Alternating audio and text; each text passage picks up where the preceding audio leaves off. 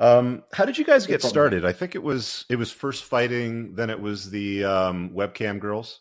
Look, webcam girls were mine and Andrew's big break, and Yeah, you can't make it as wasn't much fighting then. money.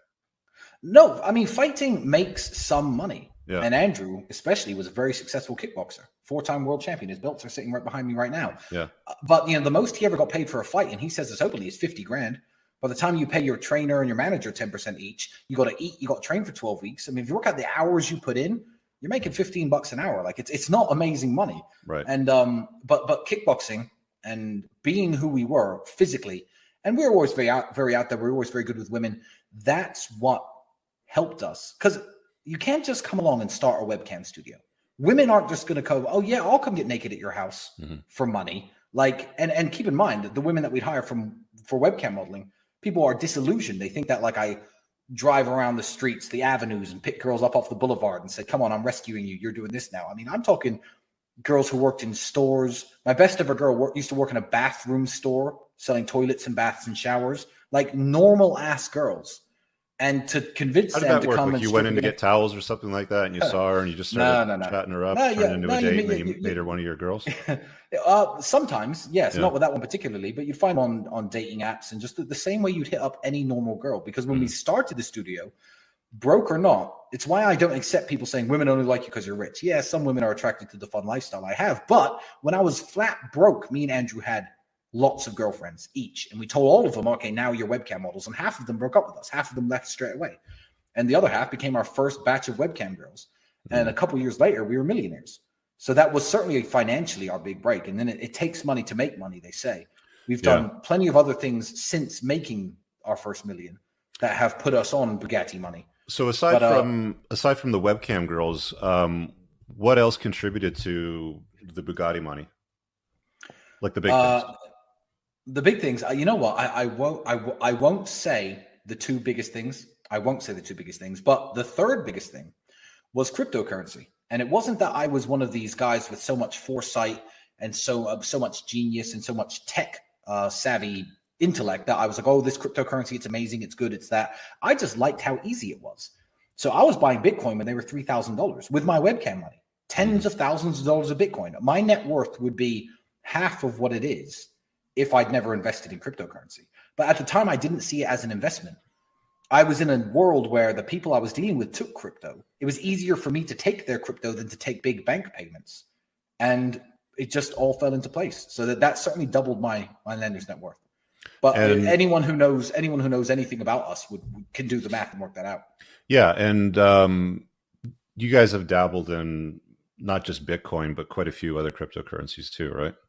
Oh, and yeah. When I say Bitcoin, I mean cryptocurrency as a whole. I'm keeping it simple for that. But inside of, I'm telling you, inside of the war room, some of the calls that have been made inside of the war room. I mean, if you look up Solana, it's a cryptocurrency I had never heard of. One of the when did you get in on that? I got in at $9. Yeah, and one of the war room guys who had read the white paper. I was like all about it. On that one. Yeah, exactly. He shielded inside the war room. That made me half the money of a Bugatti as it is. Just that one little. How do you? So let me ask you this question for the people watching, because I think this is a good conversation piece. How do you establish where to go pile in money when it comes to cryptocurrency? Because I mean, you don't dick around with like, let's throw 1,000 at this and 3,000 at that. It's like, okay, you want to make, I'm assuming, like game changing money. You want to turn 50 grand into $1 million, right? Like how do you decide where to, because 50 grand for anybody, especially somebody that was not born with a silver spoon in their mouths like you guys, at some point, I'm sure you both remember being poor, right? Oh, of course. How do you decide where to throw like, 50 grand into? Like, how do you I'll take be honest, that risk? I'll be perfectly honest. And this is, and I will happily give all the credit to some of the guys inside of the war room. We have a dedicated crypto room in there. For those who don't know who the war room is, it's a let's say it's a network. It's a networking organization that is owned by my brother. I'm just a member like anybody else. But there's a crypto room in there with some of the smartest crypto minds in the world. People who launch ICOs, people who launch their own coins, people who are huge in the mining industry. Guys in Texas who are some of the biggest Bitcoin miners in the United States. I'm not going to say any of their names, but they exist inside of the war room. And when they say, I believe in this coin because X, Y, and Z. Here is its use case. Here is this. I'd advise going in. I'm now at the financial level Well, I can literally just read that and say, okay, let's go in 100K, 150, 200K. I went in recently, and I don't know how badly this is going to age. UOS Ultra. UOS Ultra. My friend had heard that Bethesda game studio had teamed up with them, and that was going to be the token used inside of Bethesda's games. And even I, who don't play video games, know who Bethesda game studios are. So I went in for 200K just recently, and crypto's dipped now, but it's still worth 220. 20K in the last week. Where do you like hold your crypto to deal with minimizing tax liabilities? Like, is Romania a tax-friendly country for crypto, or do you put it somewhere else? Well, I would never discuss how I hold my crypto on the internet, because it's just bad practice. Like, I'm not saying the public information, but like, country-wise for like tax liability reasons. Although with the crypto I have, in Romania, I have actual businesses. I own casinos. I pay all the taxes that are necessary for my casinos. The Romanian government and the tax authorities are all very happy with me. Everything is completely above board. But I will say publicly right here, right now, I store my crypto in a way nobody can steal it. So if anyone's watching this thinking, oh, this guy has a bunch of crypto, let me find out this about him, you're not going to find my crypto anywhere. So it's all very safely stored. You need physical keys, and you need to go to physical banks to get hold of my crypto. So yeah, I'll just put that out there in case anyone gets any smart ideas. Do you think that it's the best store of value today? I think it's the easiest store of value. I think if you're a kid and you're you have a few $1,000 and you're living in the middle of Wisconsin somewhere, where the fuck are you going to go and buy gold from? Like, where's the gold store in Wisconsin where you're going to go buy $3,000 worth of gold? Then what are you going to do? Hide it under your bed at your mother's house?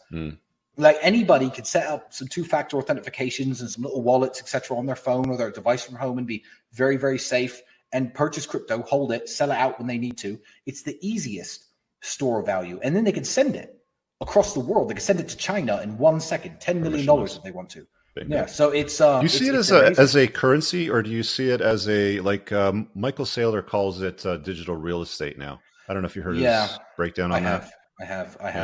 I can't see it as anything but money, because I use it as money. I use it as money. I mean, this in places like Dubai where they'll take crypto. This watch was literally bought with crypto. I literally sent them. I don't know if it was Bitcoin or Ethereum. I can't even remember. Or I sold it for USD Tether, I think, and just sent them USDT for the US dollar value of the watch, and then I went and picked up the watch. I use it as money, so I can't see it as anything but money. Gotcha. Yeah, my tailor on Savile Row takes Bitcoin. Yeah, Huntsman Savile Row take Bitcoin. Yeah, so if you're not taking payment from your customers in cryptocurrency like Bitcoin or Ether, you guys are losing out. Definitely consider that. Random question, Tristan, what's your hair loss protocol? Are you for or against finasteride? Mad respect to you and Andrew. I don't even know what finasteride is, my friend. I don't know. That's the pill that you pop that lowers your DHC. That's supposed to keep your hair from falling out.